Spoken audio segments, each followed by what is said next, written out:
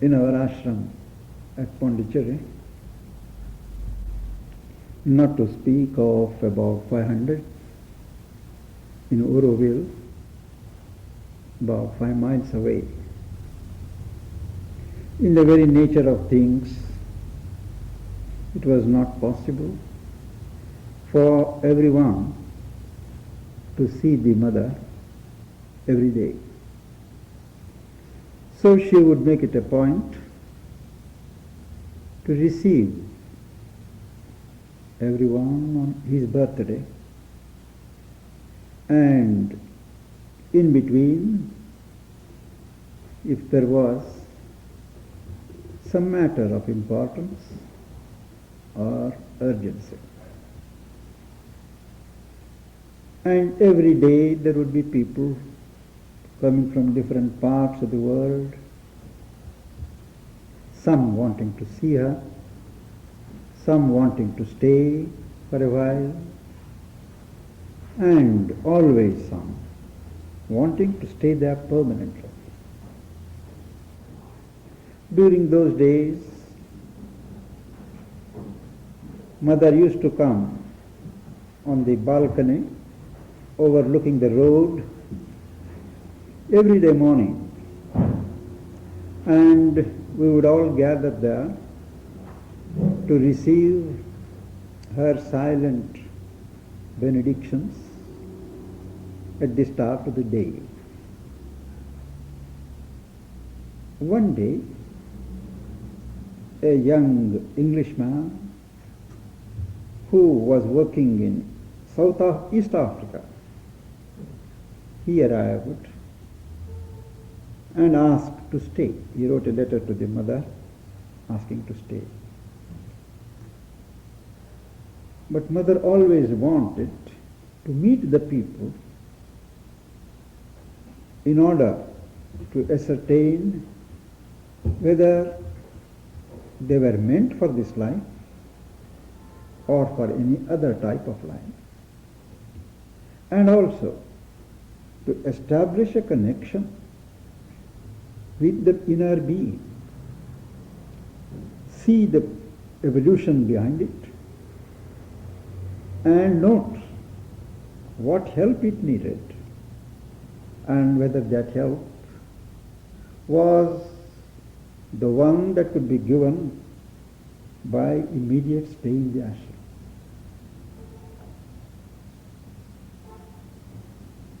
But she was too busy to see him personally. So she told me that the next day I could stand near the front row along with that person and she would see. I spoke to the gentleman, took him there in the morning, stood on the road. Mother came, saw all of us. She noted, she remembered to see us. And later in the course of the day, when I went to meet her, after transacting other business, I asked her, Mother saw the gentleman, what shall I tell him? Mother said, that gentleman with a beard, stocky. I said, no, there was none like that. The man with me was clean shaven and not stout. Are you sure? She asked me. I said, yes. Then perhaps I will see again tomorrow, she said. So the next day it was arranged that the gentleman would again come, and on his other side another young man from the ashram would stand, who also used to see Mother every day. So the second day we all three stood there, she saw, and when I went again upstairs, I asked Mother, the very first question I asked, today did Mother see us? Mother said, yes, he has that long beard and stuff. I looked to my other companion. He also said, no, mother, it is not. We were both standing and he was just like this. Then mother looked quizzically and she said, perhaps it was as he was in his last birth. Sir, go in there. She said, I must have seen him as he was in his last birth. And then she added, or perhaps as he will be in his next. Now, that showed to us, we were struck, that for her consciousness, the past, the present, the future, they are all alike. Sri Aurobindo, in his synthesis of yoga, describes how to a certain vision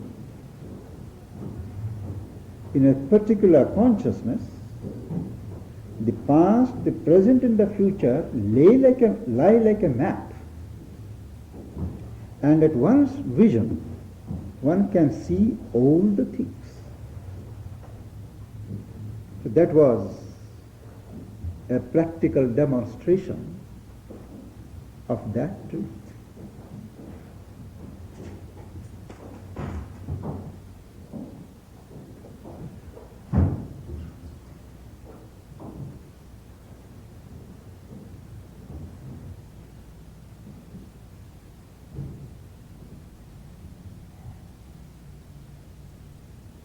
Similarly, there was another incident when a Swami, one man who has renounced life, as they do in India, and taken to ochre roads, having no worldly interests,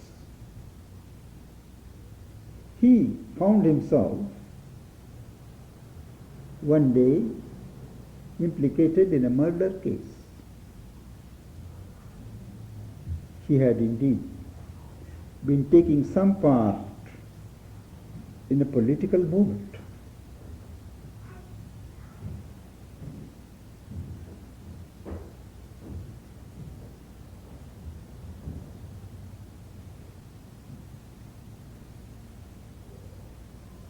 Some of his followers sent a photograph of that gentleman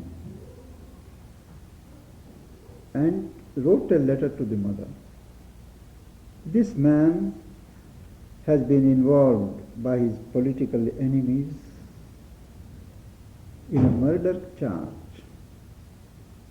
and he is likely to be sentenced by the court to death. But we know he is absolutely innocent. Would mother help in this situation? The photograph was shown to mother.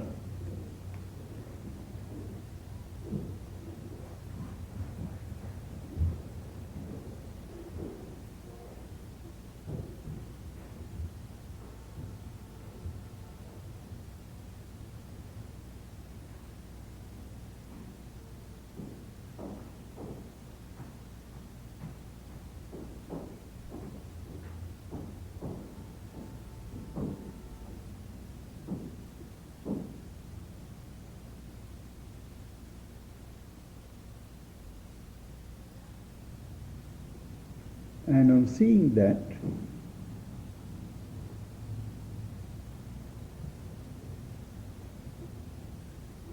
I am in a peculiar state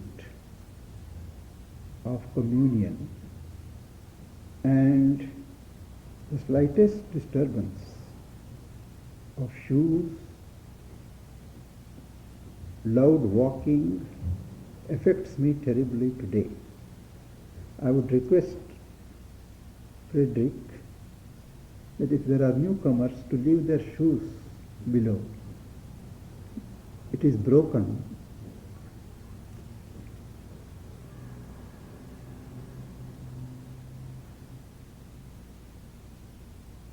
Mother saw the photograph, looked at it, and said, "Truly, this man is innocent. But he had committed murder in his last birth." This brought home to me how what is called karma. Action has its reaction, though not immediately in that particular birth, in some other birth. And he had to face the chance. Sri Aurobindo explains that the divine grace can and does help persons who pray sincerely to eliminate a good deal of their karma. But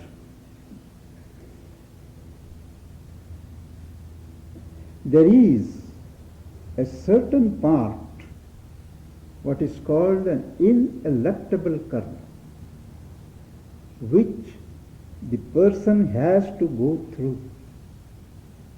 If the grace were to interfere there, it would disregard the divine law, according to which the manifestation proceeds. He explained that it is possible for human beings to escape the consequences of their actions up to a certain extent by changing the level of their consciousness, by moving away either by spiritual effort or by doing good actions, to move away from the level on which that karma was forged.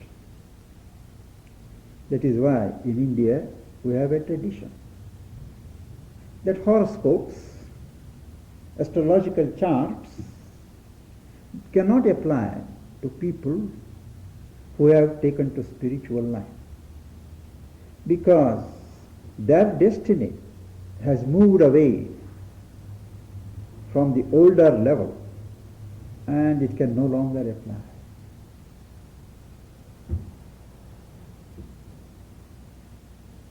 Mother would always play when people would say that astrologically this is going to happen, they have told us like this. She would say, let us see. So once a particular astrologer friend of mine, the professor, head of a department in a university, he always likes to come and advise me, even when it is not wanted. He said, in this particular year, in this month, some great calamity is to come. You will have to pass through the experience of death. Of course, there is the grace, Mother's grace. He hastily corrected himself. And you will come through, but you will have to pass through that experience. Well, I never gave serious thought to it. But other people around me who had heard him say that, they went on egging me, at least to mention it to Mother once. So as the time was drawing near, I told Mother that such and such a person has said like this. I see, she said, that's all. So after the date came and passed uneventfully, She asked me, what does your astrologer say? And she laughed. That is, she had done something to avert that possibility. Another day, she got up in the morning and she saw there is a particular person in charge of our kitchen. She saw his figure and she saw a crow over his head. Crow. In India we have got those, I don't know if whether in America you have the bird, the crow in the mornings. Yes. You have them here? Yes. I have never seen one, I see. No, not very plentiful. Well, she saw the crow. She understood that there was some, that shows that there is some danger hovering round that person. And she said, I put a circle of protection around him. He does not know anything, that person. Many times it would happen that people concerned would not know at all. She saw and she used to put the countermeasures. That day evening, somebody had got angry with that person for some small flimsy reason in a place like our ashram where we are not all saints. But all of us are evolving individuals under great psychological pressure of having to change our nature, having constantly to work upon ourselves, having constantly to move with 2,000 people. All these tensions. One of them got angry. So he went with this precise purpose of giving a blow to that gentleman in charge of the kitchen. What happened was interesting. The gentleman in charge of the kitchen was absent at that time. There was somebody else present, his assistant. So this man went and gave a blow to that assistant. So there was a hullabaloo and crying, why, what has this man done? And the whole thing came to mother and she smiled. She said, I knew something like this would happen. This is what happened, I put this thing. That's why that person was not there at that time. If he was there, he would have to receive the blow. Now this brings me to a slightly different topic, that is, when occultists or some occult action is aimed at harming an individual, and for some reason or other, either by reason of his powerful destiny or by reason of some protection of God or the teacher or someone like mother, that thing which goes, it does not touch that person, it will hit the person next. Many times it happens. There are all kinds of black magic. You aim at a particular person. If that person, it doesn't affect him, it is bound to affect the second person. But if the second person is not there at that time, then it will come back and hit him who aimed the occult missile. So mother was saying that it is not enough to be and carry a happy destiny, to be careful. We have to be careful of our company. We have to be careful of our associations. She would instance, how? The whole steamer. If there was one person who was destined to die in the sea, Because he was there, the boat would overturn and involve all the 500 people in the bargain. Similarly, if there was one person who had a great destiny, who had protection, because of him, and the entire steamer would be saved. Now she would explain these things, not to teach. She never taught. As occasion would arise, she would just make an observation. And if we ask any explanation for these observations, she would halt, however busy she was. She never said, I have no time. She would act as if there was the whole eternity before her. You have to watch her. 100 people waiting. And when she had to write or sign a thing, she would do it so concentratedly, in such silence, that the breath of the person around her would be heard. And that concentrated writing, that poise of silent, gathered power, it was always there. Though she had all these external, characteristics of the French race, always immediate reactions, number of gestures, never having any reservations, calling a spade, all that, but still, there was something ethereal, something which you could not categorize, either as French or European or Western or Eastern. It was difficult to confine her in her body. Her whole body, she explained once, would be extended all around the ashram.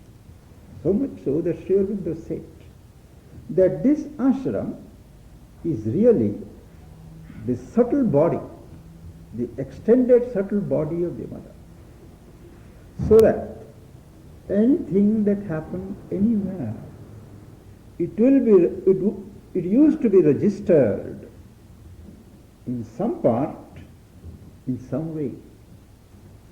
One day, when she was sitting in the playground, watching the gymnastics of students, adults, she started scratching her arm. So a lady who was there attending upon her, they asked if they could bring friction. Friction is, that French eau de cologne water, with certain ingredients which help the skin remove the itch and reinvigorate the part where it is rubbed. Mother was fond of it. She also recommended and gave me a bottle when I had some trouble. And we have arrangements in Pondicherry to import that stuff from Paris. Now that lady asked Mother whether she could bring that friction. Mother said, no, it's not that. And when the lady looked questioningly, she said, somebody in the ashram is having sexual indulgence. That is why it is there. Because in the ashram, sex is not permitted. And contrary to this rule, when somebody misbehaved, it had that reaction on it. Similarly, one day it happened, she was just sitting, signing papers, checks, notes. She suddenly vomited, She asked for a bowl and vomited. Normally she was not doing that. And her food was very, very sparse. She would not eat solid food normally. And Somebody asked afterwards, why? Why mother this happened? She from her table took out a letter and gave it. Half an hour earlier or so, she had received a letter from one of the ashram people, inmates, complaining about something. And it was bitter. The tone of the letter was bitter, casting certain reflections on the mother's ways. The mother explained that it is the ill will in that letter that acted upon her body. When it can't act, when things can't act on your mind, on your soul, they act on the body. And the body reacted, and she wanted it. Now all these things, she would never have had to pay this price if she had limited herself to her own realization, live in that eternal bliss. But she could not, and she would not. She said, even at midnight, when there was that uninterrupted moment of bliss, she would suddenly wake up and feel guilty that when the whole world is still suffering, there is still pain and death, how can I stay in this place? And she would set out to work. During the day, she would work with us, but during nights, she would work alone. She would leave. I did not know that. Now, I have a peculiar habit, forced by circumstances, of going for jogging at about 2 o'clock at night. Because during the rest of the day I don't get time. There are so many appointments, people. So I get up around about 2 at night and go for jogging. So one day when I was talking to mother, I said to her that I go on the beach at that time. She said, yes, I have seen you. I said, how? Now, at night, when everybody was asleep, she would leave her body and go to each person and see what that person needs for his spiritual growth, what difficulty he is in, and do the needful. She said, most of you are not aware.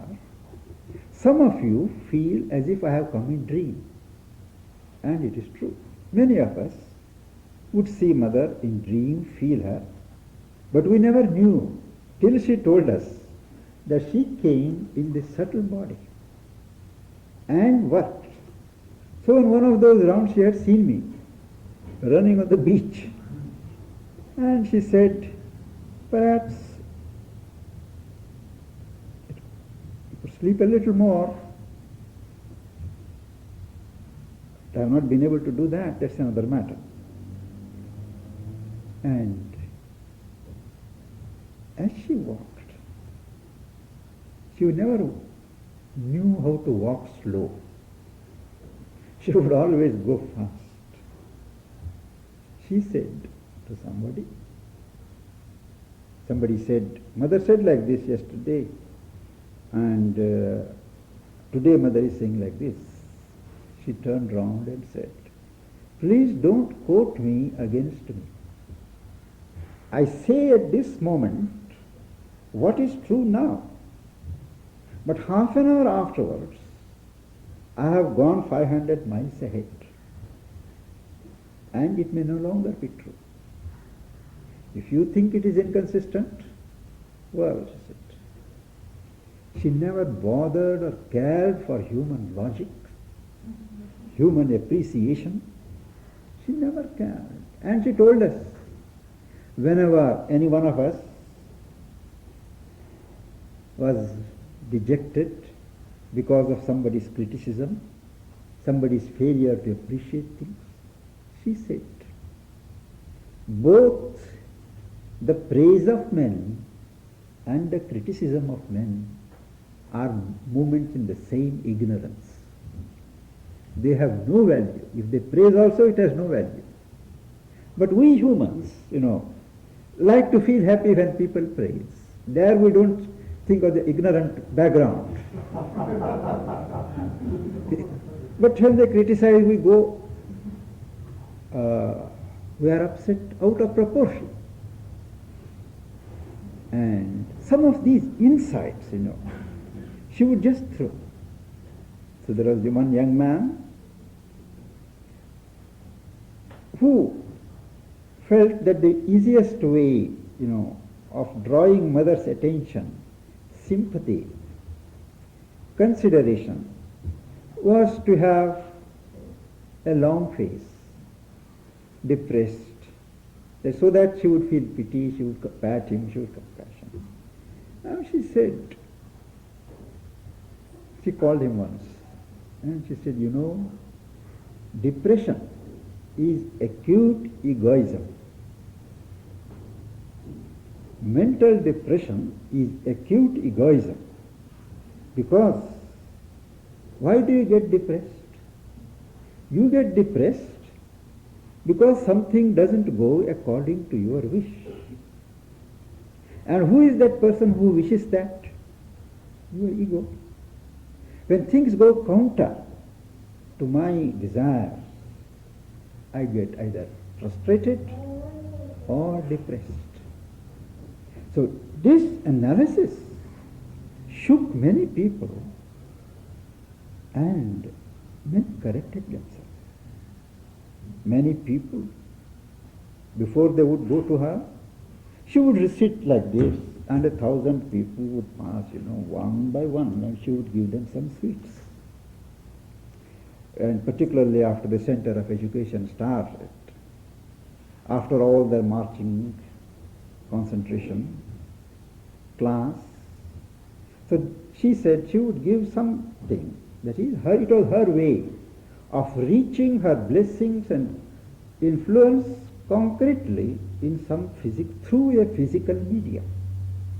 To the physical body, a physical medium is useful, advisable. So there would be peanut bags, peanuts, and she felt if she gave the peanuts like that, the children and everybody would throw things there. So she had small bags prepared. They were closed with thread. And each person, as the person came, she would give in that hand and give a smile. Sometimes a smile, sometimes a frown, sometimes an indifferent. And it would be all deliberate. Even the frowns would be deliberate. So the person would look into himself and see why. What was this wrong moment in me that provoked that gesture from mother? Well, and next day she would smile, make up for that with a double smile. So one young fellow, he used to like those peanuts very much. So after rounds, thousands of people. So he would come twice or thrice, saying in that rush, how is she going to know? He would just go hold the hand and pass. But obviously she had noted it. So one day, as soon as she came, she took 2 or 3 bags and put it in his hands. Thereafter the man never behaved like that. Then, you see, human nature being what it is not always possible for us to be always, as she expected, on the highest level of consciousness that one had attained. There would be moments of relaxation, there would be moments of indulgence, a little bit of gossip, which most people like to indulge in. Or somebody would spend himself in all kinds of things. But when the time came to go to mother, they would try to be very meditative, gathered, and serious, and they would go to her. So she asked, why all of these people come like little saints, but I can see what is behind them. See, and she said, the people come, they don't come with happiness to receive something, they come with funeral faces, as if they are going to a funeral. So all these, though, they are her reaction, observation. Now there is one man, he is pretty old now, in his earlier days, bit of a born giver, man who likes the so-called good things of life. So he did something which we can only guess, which he knew mother wouldn't approve. But at that time, people were few, about 200. So she would be receiving everyone in the meditation hall, spend a minute or so with that person, and give him the flower. After that, another person would get up and come. Each person had a fixed seat. So this gentleman, he wanted to hide what he had done from mother. So for 1 hour he would meditate at home, read Sri Aurobindo and mother's works, and come in a very solemn manner, go down, take the flower, mother would smile, he would smile, and he would go. This continued for 6 months. Then the tension became too much for him. So, luckily for him, after the 6th month, his birthday arrived. And on his birthday, he went to mother. And he broke down. He said, Mother, the tension is too much. She smiled, what is it about? He said, I have done like that 6 months ago, and I wanted to hide, and I was... She said, why did you bother? Each time you came behind it, the whole thing was showing itself to me. And I was wondering why you are undergoing all this trouble. That's consideration. Always considerate. Extremely considerate. Where necessary, she would cut. But she told me once, I am severe only with my disciples. All the rest, they are devotees. I have compassion for them. I have indulgence for them. I don't overtly correct them unless they ask. But when I am severe, it means the person is doing spiritual practice and it is a different relation. That's why she said like this. Out of so many thousands of people, only a few she considered her disciples. The rest, she said, they are devotees. They feel certain help in the atmosphere and they are there and they get the help. By the very fact that they are in this atmosphere, their soul grows. The soul receives the help. And the standards that she would apply to those would be different. Then she said, it is open to everyone to shift himself from the disciple category of devotees to the category of disciples, even as one could always slide down. She never forced a person to do anything. She told me once that I can change people like this, but it has no value for me. Each one of you must feel inside the compulsion to change and then change. That has value. Otherwise, she said, miracle cures are not lasting. They are dramatic. The results do not last. And about America, she had always felt, long before so many people from America started coming there and staying, must be about 15 years, 20 years ago. She said, America is very young. The people have still to mature. The only way in which America can participate is by giving its wealth to the divine. They have been given the resources and they should offer the resources. And she said, I see through my mind, through my eye, lot of money, lot of gold, she said, wealth, waiting to be taken from America for a divine work. But obviously, the time had not come. The time had not come.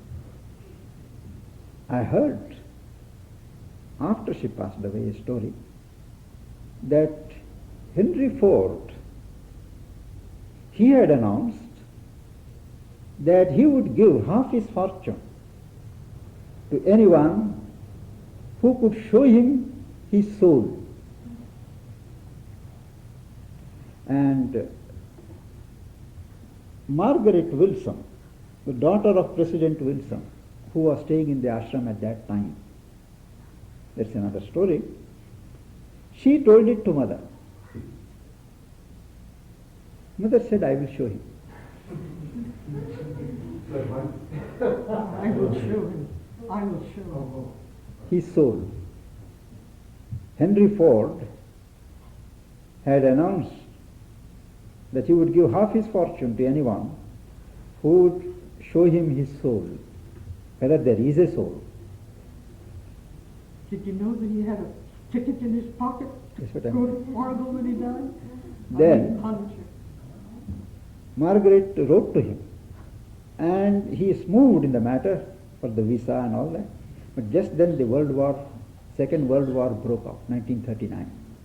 Thereafter he had a lot of commitments, and he couldn't come, and afterwards he died or something like that. So the whole thing went through. Now it is interesting speculation. What would have happened, whether he would really have, parted. But it happens, She could do that. I remember somewhere in 1951-52, we received a telegram from one James somebody, arriving in Pondicherry, such a date. Please arrange for a crash course in yoga.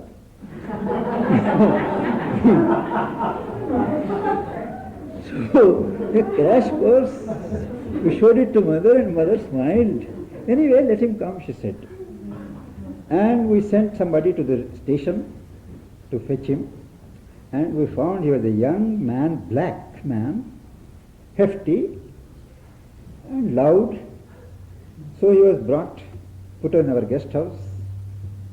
So he came and said that he wants to, whether we have received his message, everything, yes. Then we started explaining to him that there is no such crash course, it is a lifetime affair and it can't be done, but you can study, you can see. Then he said, but who is the head of this place? We said, mother is there. And I would like to see her, he said. I said, all right, you come tomorrow, let me see. And then I told mother. Mother said she had absolutely no time. Then when he came next day when he came, he was a practical man, he brought me a Gillette razor, American razor, and presented it to me. I still have it with me, now after 20 years. So I told him mother is not able to find time. Then he felt disappointed. Then he wrote a letter. And that man's way of writing was he wrote 4 words on each page. Big like that, thick pens, And he said he was very disappointed and he wants to see mother. And I gave that letter to mother. Next day that man came to me, bright, smiling. He said, Mr. Pandit, do you know what happened? I said, mother came to me. I said, what happened? I was sitting in the room, he said, after dinner. And he said, from the photograph, which is in the room, there was a bright light. And she came out. It's a dazzling, fine, she said. And when I went and told mother, she smiled. I said, yes, I went there, she said. And the man, afterwards he stayed, he understood things. And he came back. There was no further contact with the man. But he was satisfied. She could do that. She could project herself and give that impact. And she didn't talk about it. Till that person came and told, and we told, she didn't speak about it. She was remarkable in her reticence in some matters. She has written, there is the epic Savitri which Aurobindo has written.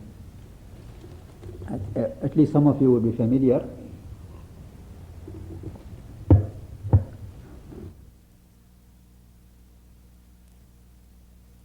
I feel it's a waste of time. So I went there. And 2 days she sat through everything and heard. Now the last portion of that story is when the heroine, Savitri, after rescuing her husband from the jaws of death, returns to the earth. She is there, her husband is there, and the old parents, old blinded parents,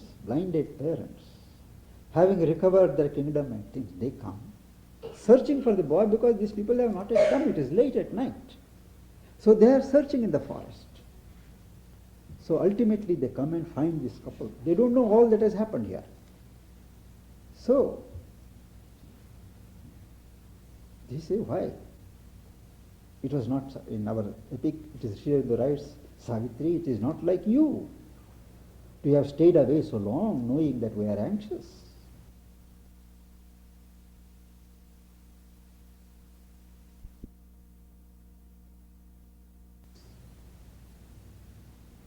And why did you delay like that? Then Satyavan tells the parents that all is due to her, I am here due to her. They question her. She just bows down and says not a word. Now that didn't particularly strike me as anything. I thought it was a traditional way. But next day, in a lighter moment, when we started talking about the last night's picture to mother, after all the work was over, then she turned and asked, you know what most impressed me in the picture? So we couldn't say. What was it, we asked. She said, after having done that superhuman feat, brought him out and winning immortality for man, when she is asked, she doesn't say a word. She just goes down. So this is exactly what she would do. She would never say, I have done this, I have done that. Times without number. The Second World War, in the war between Pakistan and India, in Bangladesh, people have seen her on the battlefield, on the tanks, advancing tanks, her face would be there. One day, December 3, I don't remember the year, my sister woke up and she told me, you see, I had a funny dream. There was a battalion, a whole regiment of soldiers going, and each one had mother's face. I heard it. And later that day when I read the papers, the war had been declared. Pakistan and India, that war, Pakistan had started the war and the battle had begun. Her force, which was there, backing the Indian army, against the atrocities that were being committed in Bengal, that my sister, who did not know what is going on about the battle and nothing of the kind, So when I told mother, she gave a very significant smile to me. And each day, I would read the newspaper, I would hear the radio, and where the Indian troops would be in certain quandary, difficulty, the pressure from the Pakistan would be strong, I would tell her, today's news is this, I see, she would say. And invariably by evening in the radio we would hear the pressure has eased and things were moving satisfactorily. Nothing was too small for her, even as nothing was too great. She never wrote a book. She never wrote a scripture. What she talked becomes a scripture. The ground on which she walked became a holy ground. Oh, nobody could capture her personality. Each photograph is different. She explained to me once, if you see into my eyes with concentration, you will be linked with the consciousness that was in me at that moment. So then she would show this photograph if you want peace, this one if you are in trouble. This, because once what happened, I saw a picture of hers and I suddenly found my head was not there. I was one with the infinity. I had to feel, where is my head? And I liked that picture. So when I told mother, this is what happened, and this is the picture, she said, yes, I was in that state at that time. So when a Japanese correspondent interviewed me some years ago and asked, I don't understand why there is this personality cult here. Wherever I go, there are these pictures of this woman. You are worshipping a human person. I don't understand. Everything else I understand, your philosophy, your Aurobindo project, I like everything. But this one thing, wherever we go, in people's rooms, in halls, her pictures. So I'd ask him. I said, have you loved a girl? He said, yes, yes. Do you keep her picture? He said, yes, I got it. Then is one picture of hers enough for you, or would you like to see her in as many pictures as possible? He said, yes, I would like to have as many. Same thing. Our love is different. But we too would like to see the one whom we love in as many poses, as many moods. Each one has a meaning for us. We grow in our consciousness by looking at these. They are not pictures for us. They are living projections. Only the type of our love is different. The man, he must be understood. He said, yes, I have understood. And he copied it out, noted down. Where that interview must have appeared in some Japanese paper, we never know. If it had appeared in English, he would have sent me. And that was mother. Something unique, who was both of heaven and of earth. She had no distinction. She once said, only this part relating to this universe is here. That is her personality. And we can never see a person in such pain, such suffering, as we saw her during the last 6 months of her life. She was working upon transformation of her body, taking each cell of the body and trying to convert it. And she said each cell would protest refused to change. Refused to change its allegiance to death. Mother had to work.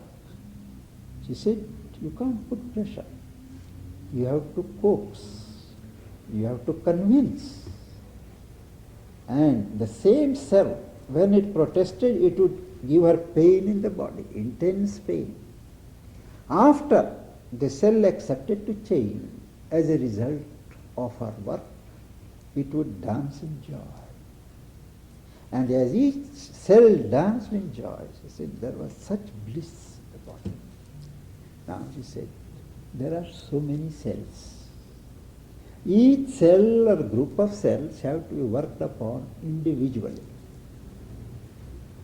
And the difficulty became more as her work was proceeding of transformation of physical cells, bringing the moment of the conquest of death nearer and nearer. There was a great attack from the universal forces through individuals, through a direct, and then there was too much of pain and groan. Doctors sir wanted to give sedatives and all that. She said no. She said, I am tortured by the falsehood of the world. It is not a physical disease. And she suffered. All great saints, who come to work for earth or humanity, ultimately they have to pay with their body. And they go through it. They don't take measures to avert it. It is a law. And as Aurobindo says, God has to observe the law that He has erected. He will not break a law unless He changes it. So they have to go through. Aurobindo says somewhere, hard is the world Redeemer's task.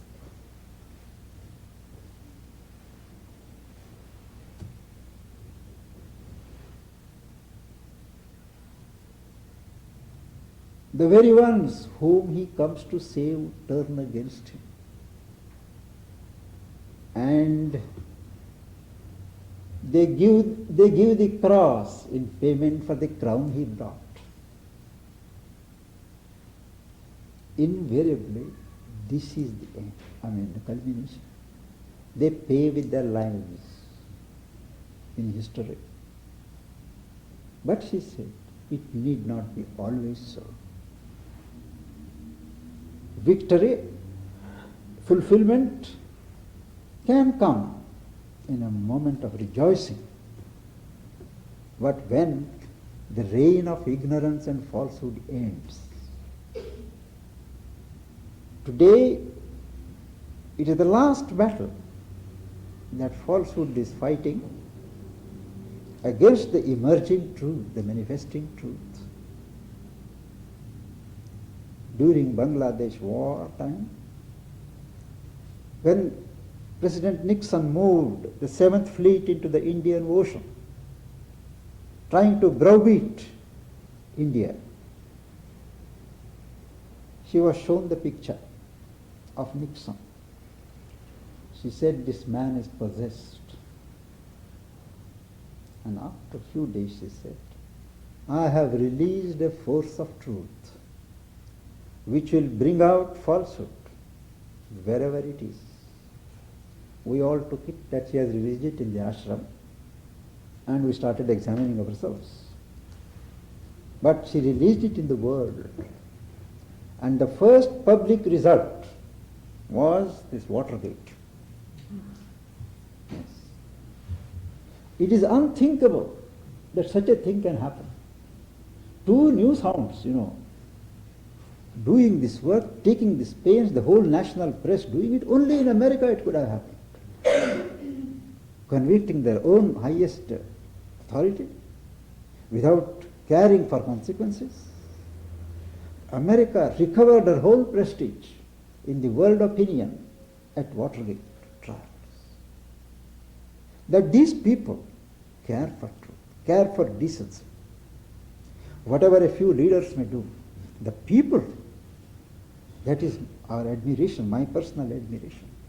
And Watergate led to many small Watergates in different countries as a chain reaction, including India. Then Lockheed scandals. So this thing has gone on. Today, in no government, no country, you can hide things. Even the most notorious CIA, today you see their own people are exposing them. They are writing books, maybe with exaggerations, embellishments. But a thing like this could never have happened earlier. It is a force of truth that is at work. First it will show us what is wrong in us and what is false in us. Then if we have anything to do with the society and the community, it will expose us to the community. So her work continues in different dimensions, different planes. She is active, taking interest in the smallest individual. Last time, this is the last incident I am telling you. When I came for the first time in America, people told me in India, I said, they say the general winter is there, it is the worst winter. They have said, I must carry some woolen clothes. They said, don't bother. You just have one woolen suit stitched for journey. And once you go there, all the homes are centrally heated. Cars are heated. Why do you need to spend on woolen clothes? So I said, yes, why? Because I am not going out. Maybe I have lectures to give, talks to give, from the house into the car.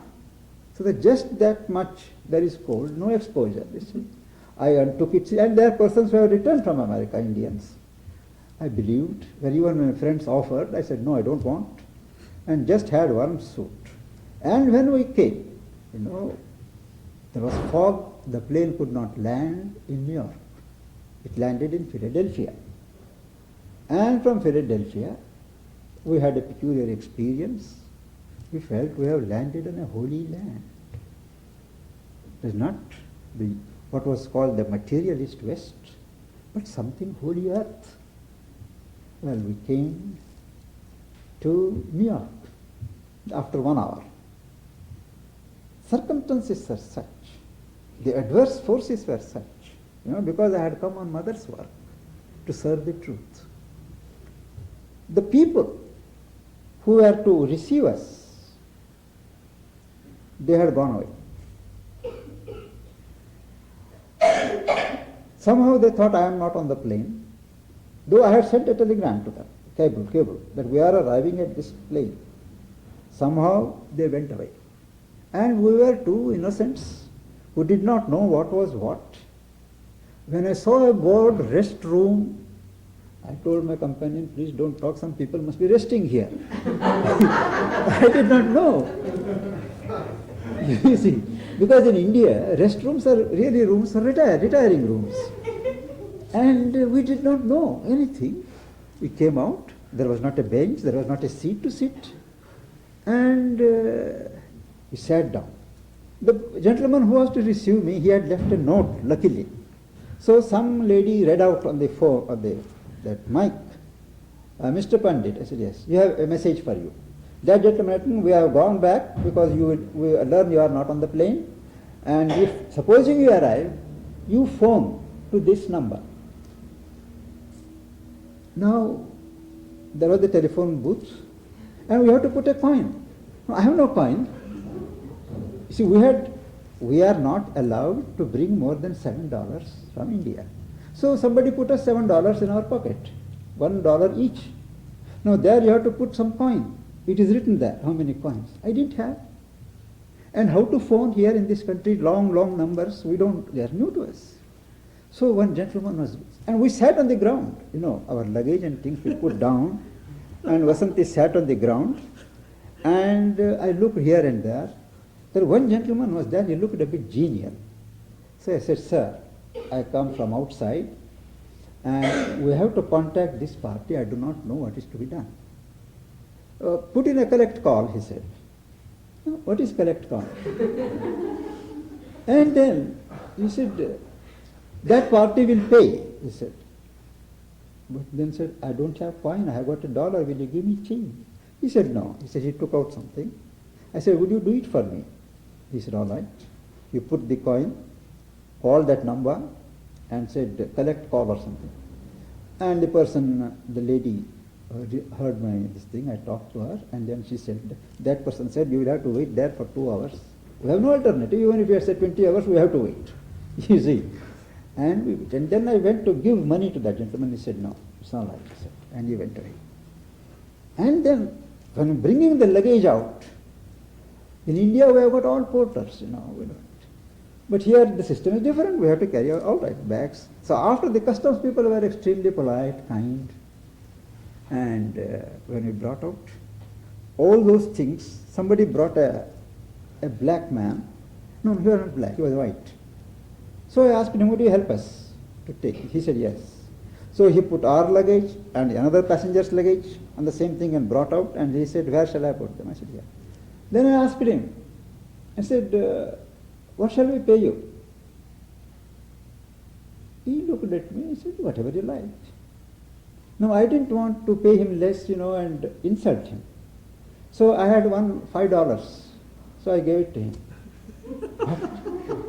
He said, "No, you give me $2. He said. Now, I was very much moved. In no country could this have happened. They would have taken away and gone. But even a porter, that morality, decency, it reflects so much. It is the small things that reveal the mind of a people, the culture of a people. He gave me $2. All right, I took out $2 and gave him. $5 remained. And then I wanted something warm to drink. It was cold, I went here and there. No. I had heard America is a land of plenty, honey and milk. And we couldn't get a cup of coffee. Everywhere, let us say, it is closed, it is closed. But I see people are drinking there inside. No, they are the staff, they said. It is the staff. It will open only at 3 o'clock. So, well managed. Now I am telling you this background. By the time our people came, took us to Princeton from New York, where we were to stay, our host, we reached there at 3 o'clock at night. We had arrived at 8 o'clock at night. Early morning, 3 o'clock, we reached there. And it was all trees, had no leaves, everything barren, cold outside. Well, we got home, slept, got up in the morning, and first thing was we had to have woolen clothes. So I told them, and I went. Vasanti was wise, she said, "I am not moving out," and she slept in the bed. I put on my old clothes, and they said, "Let us go to a store and buy trousers." So on the way, all where there were snow. I had never seen snow in my life. So I got down from the car, went and felt the snow. It looked very fine, And in all that, I had exposed myself. Exposure into that cold, going out immediately before recovering from the journey and getting down and that cold wind. I didn't realize. By the time I came back, I had developed this cold inside. And I got fever. And another experience was in India, if we send word to the doctors, they come. But here, they said, when I said, "No doctor would come." No, doctors don't come in this country home. But I said, "What is?" They phoned. He said, "If there is fever, you give aspirin, and if he has got something else, give acromycin." Well, they got it. And for 5-6 days, I was ill. I felt the moment I get better, I will take the next plane and go back. I seriously thought that. And when I seriously thought of it, something pulled, "No, wait. I said, "All right." And I was warm, I lost taste. And the breakfast, would be all this cold. cold things, cold fruit juice and things like that. I couldn't eat. And no doctor would come. After 8 days, when I felt a little better, there was a phone call from Matagiri because they had announced, according to the earlier arrangement, that my talk there will be on the 9th. I was to see a journal, correspondent of a journal and give a public speech. So they said, then he said, oh, he's not well, but he said, we have already given publicity and things. And then I felt if I go on lying here, I will be always ill. I must get out and break this up. So I said, whatever happens, we will go. Tomorrow we are leaving this place. And tomorrow what happened? I woke up with a dream. Mother came. Mother was presiding. And I am talking, giving a lecture. And when I woke up, I remember today is my first lecture. That changed the complexion. She was cognizant, and that was her blessing. My first lecture, I am seeing her presiding. That evening, we reached there, I gave my lecture, and the whole trip was very satisfactory, successful, interesting. But what I am saying is, in spite of her not being here on earth, that one small individual like this, his need, that he is doing and he needs this help. She appeared. I was very much moved and I got that confidence. And everywhere I feel her hand, her face. She gives me big flowers. Have it, she says. And flowers would always have a certain significance for her. She would put that particular kind of consciousness that she is alive. Her withdrawal from the physical scene does not mean that she has parted. There is no death for such people. Whether it is Jesus, Buddha, Krishna, Mother, they will live eternally,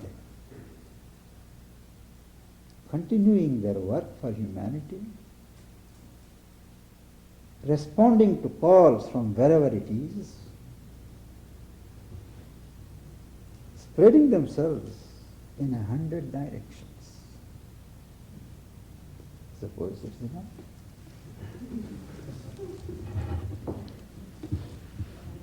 To say about Mother, I said, I really do not know.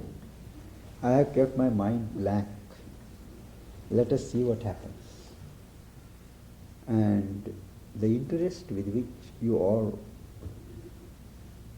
have heard me, the keenness with which you came, that is responsible for drawing out all the things that I have said and making this hour worthwhile and interesting. So now the ball is in your court. You can ask questions. I didn't hear you. Who did you say was, when you mentioned the Watergate trials, who did you say that the mother said was possessed? Nixon. Ah.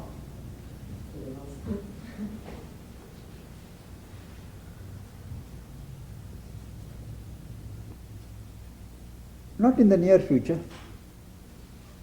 because she herself has said once that in human history, wherever there was a manifestation of a divine consciousness directly, she was there. So after the work that has been so far done is assimilated, and the time comes for another infusion, taking the next step, she is sure to come.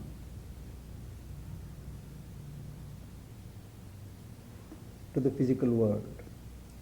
But it will be in a very, very distant future. We will take a long time, humanity will take a long time. The higher mind of humanity is not yet ready to give up ego, to give up narrow boundaries. So it will take time. But Yes? she'll help. Yes, she is helping, preparing, creating situations, where things could dissolve, obstructions could dissolve. Yeah. My mother was working on the cells of the body. She would start in any certain place, or was she looking at all together at the same time, or on different organs? Or No, I think she said she was working in the subconscious.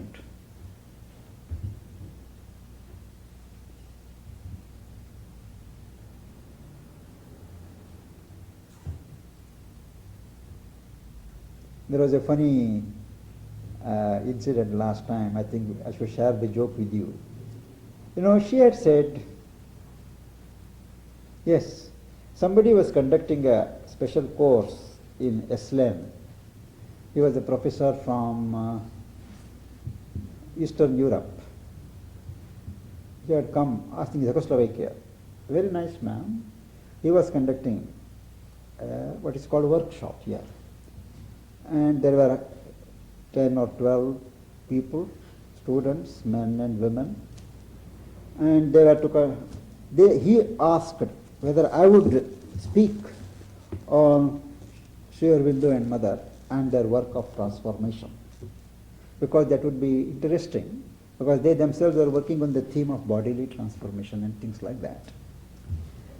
So Michael Murphy told me it would be good if you accept. I said, all right. So we went in the evening, and I was supposed to lecture to them. The professor came, and they brought the boys and the young people brought their pillows. They spread the pillows there, and they lay down on the ground, all with their legs towards me. Then I said, in India certainly I wouldn't address such a meeting where people are lying down. Then somebody explained to me, no, you see, that is, they are relaxing. They are relaxing. Well, all right. Then after a little while, I saw somebody snoring. So I said, certainly they are not relaxing, but it was too late, So I went with my lecture. I closed my this thing that side and talked and talked. And then when it came, they asked me some questions. Do you have any kind of idea? What is the new body going to be like? Transformed body. The body of new age. Then I said, yes. Mother, she said long ago, theory.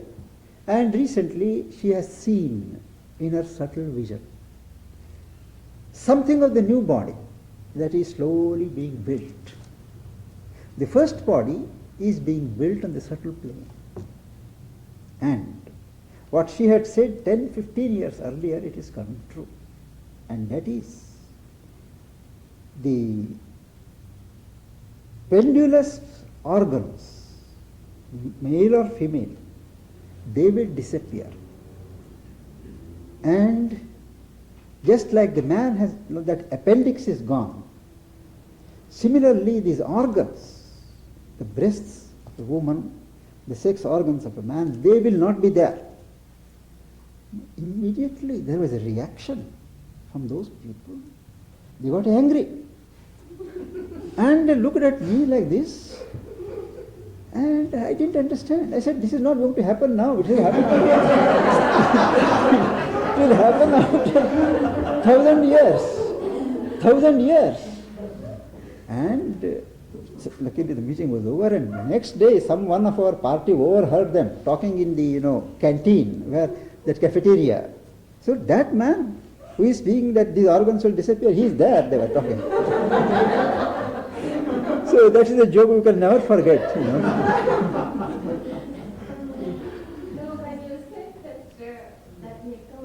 Yes, I told you, 1,000 years later. I mean, they clash. Yes. I forgot that, yes. When I said it will be not now in our generation, but later on they clapped, yes. Have you read Michael Murphy's book, Jacob Ababak? I am halfway through, you know. Interesting. Interesting, you know, but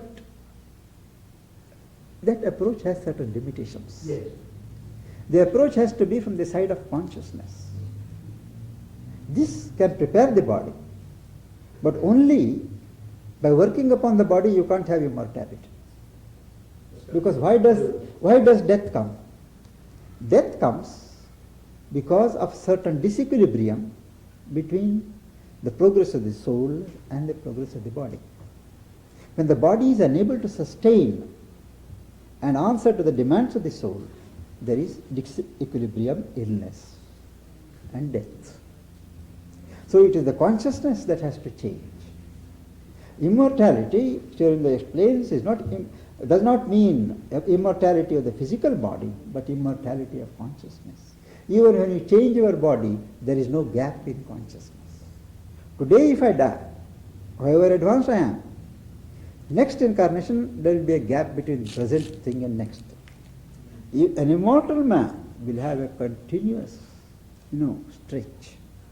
He can discard his body. He said, why should I be compelled to keep the same body for 300 years? I should be free. So, when you achieve immortality, it means there is no death. Death is a thing which overtakes you. An immortal man, he will decide, I shed this body, just as I shed my coat, I shed my body. But all these experiments are confirmations that this is going to be realized from different angles, when you try to see how far the body can be extended, how far the body's faculties can be developed, not to have fatigue, not to have illness, to be more responsive to consciousness. All that is good, in the right direction. But they can't be sole and entire.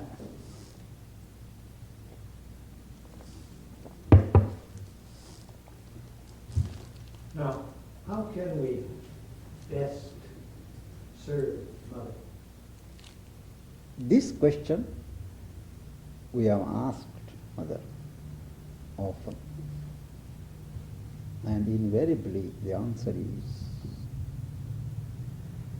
each one to let her work and manifest through each person in every field of life. We know what she expects of us. So we have to tune our consciousness, movements to her. That way, her consciousness works.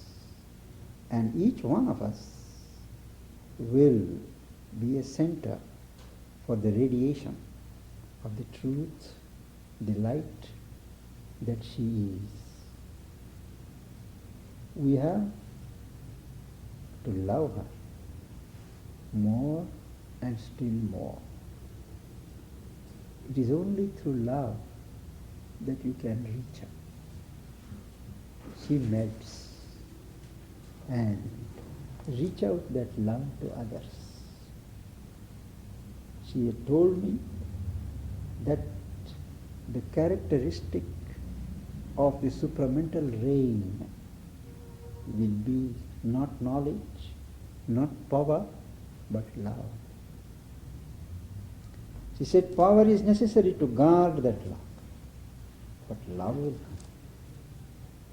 So to the extent we purify ourselves of the gross movements and allow this godly love to fill us at all levels and express it, we are serving her. She said, do not commit the mistake of drying your heart. When somebody asked, I have told this story often, most people know it, that whether I should stop loving a woman I love. She said, don't. Use that love. Deepen that love. Love her more and more. And what is love?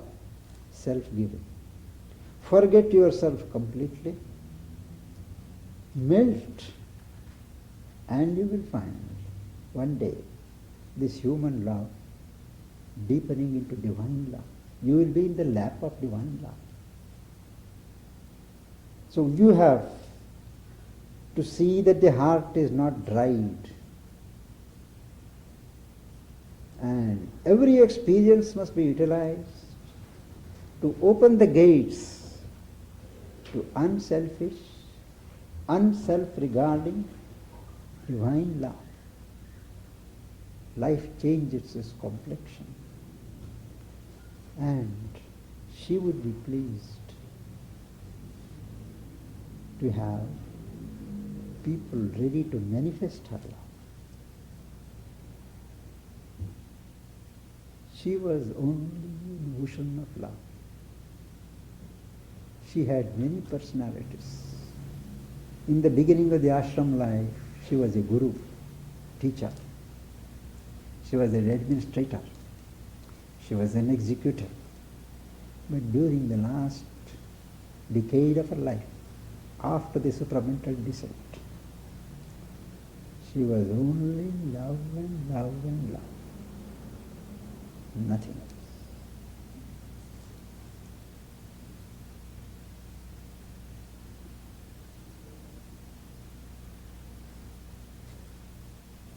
Yeah. This afternoon we speak how we can establish this communion or connection with the No. This afternoon he's talking on Aurobindo. That scripture was. What she talked? Classes and her talks. Are there, or were there any tapes taken? Yes, everything, most of them. That aren't really circulated that much? Yes, everything is being printed. They are being printed. Is it possible to get them? They are available. Time. Yes. You will get them here. As things get printed, that would be the supramental body. She made a distinction between a superman and a supramental being. But that body belonged to the supramental being in preparation. Was it a subsequent body that was so plastic that instead of resisting opposition, it allowed it? Yes. She said if you put a bullet, the bullet will pass through. Just- Yes. This lady. Yeah? Will there be a stage, will the stage of, will the babydom or children, will that no longer be, will we just call forth these beings through our voices? She said that how reproduction will take place, it is still in the womb of nature. Nature has not yet revealed that secret. But she was convinced that it will not be the sexual process anymore. But what process will replace it? She said she can't say. It was still, that secret was still withheld by nature.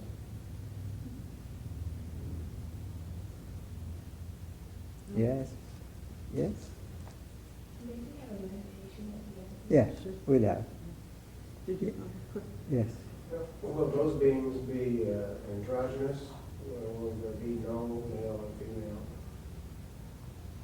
I don't know.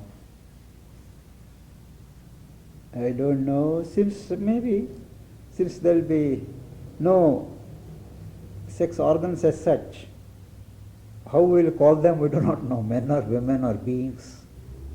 I think they will be supramental beings. Now the gentleman behind Terry. Oh, everything we have that the mother has said is in English and French. Did she do her own translation? No. She always spoke and said things in French mostly. So somebody who was assigned that work would translate in English, and that would be read out to her, and she would correct it. She approved the translation. Yes. Yes, please. Were the mother's parents highly involved spiritually? No. No. They were not, her mother herself, mother herself was describing her mother was extremely materialistic, worldly successful, and they didn't have all these beliefs. No. In fact, that was a problem for her. Hey. She used to scold mother.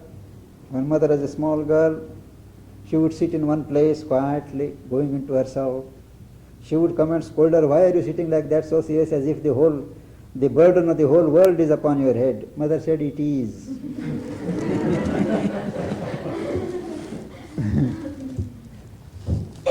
So I think it is now 11:45. For 10 minutes we will meditate.